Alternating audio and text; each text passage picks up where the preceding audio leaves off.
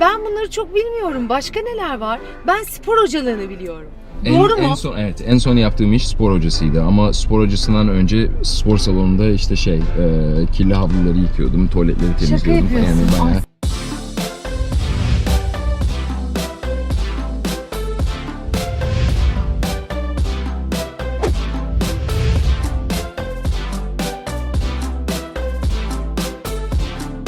Hello. Hava sıcak olduğunda her şey daha da zor oluyor değil mi arkadaşlar? Neyse, atlatacağız, geçecek hepsi. Ay çok güzel bir konuğum var. Çok sevdiğim bir arkadaşım, kendisi sağ olsun. Kırmadı beni. Üstelik setine gidiyorum onun şu anda. Kerem Bürsin'in yanına gidiyorum. Karavanları gördün müydü sete geldin demektir. Hadi bakalım. Taş geliyor, taş, yemin ederim. The Rock geliyor. Dwayne Johnson geliyor. Bu ne ya? Ne yapıyorsun sen? Aramızda bir şey var. Aramızda uçurumlar söz konusuyken. Ne haber? Ne yakışıklı bakıyor. Sakın. Ezgi aman diyeyim. Ezgi. Ay bütün yol boyunca kendi kendime telkinlerde bulunacağım. Ezgi ne olursun sakin ol. Bu ne? Aşkım maske takmayalım diye. Evet. Maalesef böyle bir tarihsiz bir dönemden geçiyoruz biraz. Maalesef. Değil mi? Evet. Nasıl geçti peki senin bu dönemin? Bol kitap okudum. Yazı yazdım. Sonra zaten yani bu işe hazırlıklar falan filan. Evet. Zoom'dan habire bir şeyler. Ne kadar zamandır o zamandan başlamıştınız siz öyleyse değil mi? Hı. Yani şöyle benim aslında şöyle bir planım vardı. Ben Amerika'ya gidecektim. Sonra bu olay patladı. Evet. Sonra dedim yani galiba Amerika'ya gitmeyeceğim. Burada kalayım. Evet. Sonra bu senaryo zaten vardı. Çok da beğendiğim bir senaryoydu. O yüzden dedik yani bu işi yapalım. Kendimizi iyice verelim ve çalışalım dediniz. Aynen. Güzel geçti ama yani benim de köpekle eğlendik bayağı. Ne güzel. Spor. Evde bir şekilde Tabii ki arkadaşım. bir şeyler yapmaya çalıştık. Senin hayatında spor herhalde olmazsa olmaz, öyle değil mi? Yani psikolojim bozuluyor. Tabii. Peki bir şey söyleyeceğim. Bu süreçte senaryoya da dahil oldun mu? Mesela acaba şöyle yapsak ben daha iyi hissederim. Keşke biraz daha böyle olsa gibi fikirlerini de tavsiyelerini de mesela söyledin mi? Çünkü çalışmak için güzel de bir fırsat olmuş bir yandan değil mi? Evet, şöyle diyeyim sana. Açıkçası senaryo ki biliyorsun bazen o kadar şanslı olmuyoruz ve senaryolarda delik çıkaralım biraz gözlerimiz. Sen tak istersen. Yok önemli değil. Çok güzel olduğun için arkadaşım. Diyordum. Genelde böyle senaryoda bir sıkıntı bulabiliyorsun, yapabiliyorsun ki ben o kadar çok karışmayı sevmiyorum.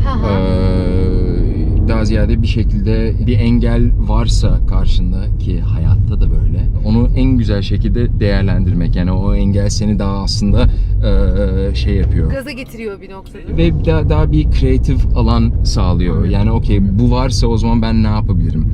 Ama bu senaryoda çok yani dedim Allah Allah yani güzel yazılmış ve güzel yani şimdi çok aşırı farklı bir şey çek. Herhangi bir şey söylemeye de gerek kalmadı anladığım kadarıyla. Ne yani, güzel ya. Ama biraz dalga geçeceğim ama bir hiç görmediğimiz bir senaryo bir zengin bir adam çok zengin olmayan bir kadının aşk hikayesi ki biliyorsun bu ülkede hiç yapılmadı öyle şeyler. Aynen öyle. Ben bayağı merak etmişim. ama bak o yüzden klişe diyeceksek okey ama güzel bir klişe. O beni heyecanlandırdı. Ayrıca bu dünyanın her yerinde de yapılmaya devam ediliyor. Tabii ya. Yani. Ama mesela ben şeye bakarım benim en sevdiğim içkilerden biri Martini'dir. Evet, ben de çok severim bu arada. Ve Martini yapmak aslında çok kolay bir şey. Anladın mı? Ya vodka ile yapacaksın, ya cinle yapacaksın, vermutu koyacaksın, sallayacaksın, sonra dökeceksin. Ama bence bir şey ne kadar kolaysa o kadar zor. Yani o yüzden cidden bak Martini ne kadar basit olsa bile. Sen kolay derken aslında o kadar değil diyecektim. Cümleni devam ettirdiğinde anladım. Biz de İbrahim Selim'le ve bir arkadaşımız daha var Arda'yla miksoloji eğitimi aldık. Evet, geçtiğimiz senenin sonunda. Ve tabii çok başka bir şeymiş bunu yapabilmek, kokteylleri, içkileri o dozunda ve lezzetiyle yapabilmek bambaşka bir keyifmiş yani. Dolayısıyla az önce söylediğin şey doğru. Çok basit gibi görünse de Aslında kesinlikle öyle değil. Yani o yüzden mesela senaryoya da biraz öyle bakıyorum. Yani tam bir ton entrika olunca, şu olunca, bu olunca falan filan.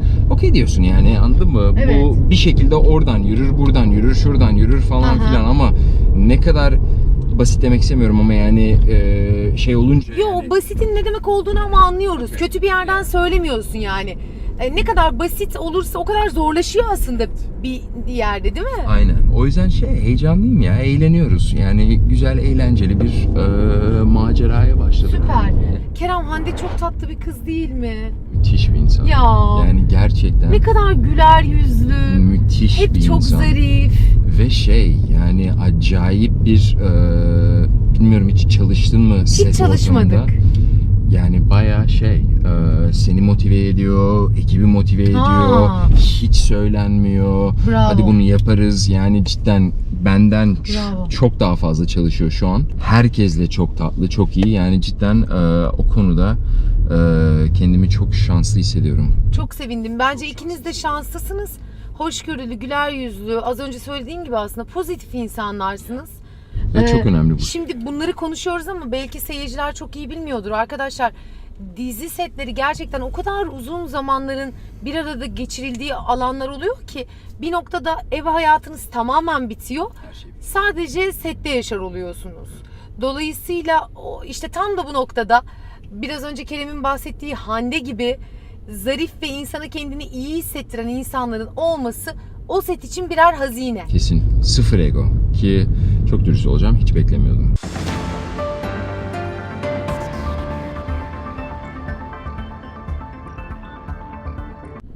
Hiç beklemiyordum. Anlıyorum, yani evet. dedim, okey. Yani bir bakalım neyle karşılaşacağız ama Evet. ben şok oldum ki o da çok güzel bir şey.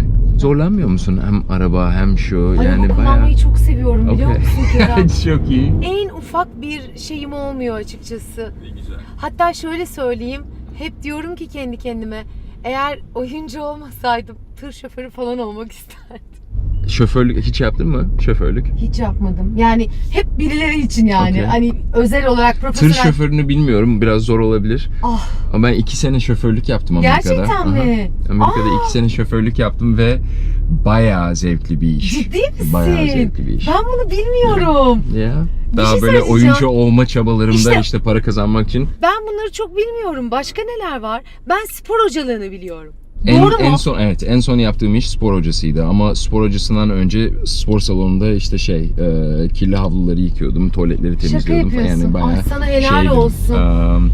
Sonra işte bir tane gece kulübünde, çok sevdiğim bir gece kulübü Los Angeles'ta, orada kapıda bouncerlık yaptım. Ya Kerem, harikasın. Yani şunun için harikasın. Şimdi bizde şöyle bir ilginç bir ego var. Sadece o işi yaparım. Ama hayatını idame ettirmen gerekiyor, değil mi?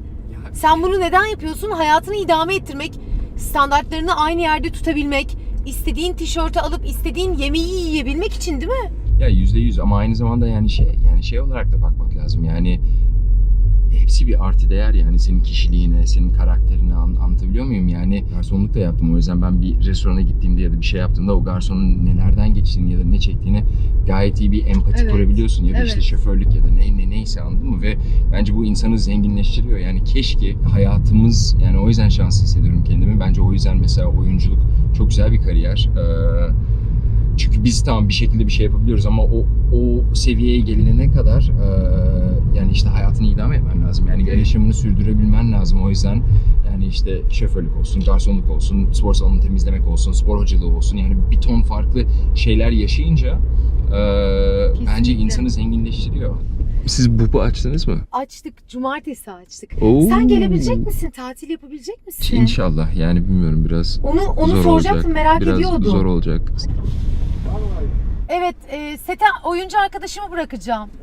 Merhabalar. Kerem Bürsin. Nasılsınız? Tanımıyorum ama Ezgi Mola. tanıdık. Bu bölümü tabii ki keseceğim. Kesmene gerek yok. Bu bölümü tabii ki keseceğim. Abi beni nasıl tanımazlar? Yo, seni tanıdı. Adamın canı burnunda burada, işine bakıyor. Ben en son dizimi 7 yıl önce yapmışım zaten. Peki seninle ne zaman bir iş yapacağız? çok istiyorum. Biz Yani bunu biliyorsun 2 biz bunu 2 konuşuyoruz. yıldır bunu konuşuyoruz. Artık yapalım. Evet ya. Lütfen. Peki biz tam da bu mecra için bir şey yapalım diye konuşmuştuk ya, hatırlıyor musun? Hadi gel biz ona çalışalım. Yapalım. Gerçekten çok isterim bu arada Kerem. Umarım çünkü. Ve beni kırmayıp geldiğin için de hakikaten çok teşekkür Ben çok ederim. teşekkür Setin ederim. ortasında yani. Harikasın sen Ya çünkü. sen de öyle. Seni çok seviyorum. Ben de seni çok seviyorum. Yolunuz açık olsun. İnşallah. Alkışınız bol olsun. İnşallah. İnşallah insanlar beğenir. Hadi kayıttan çıktık. Hadi çıkalım. Buna basın. Evet, bassana. Yes.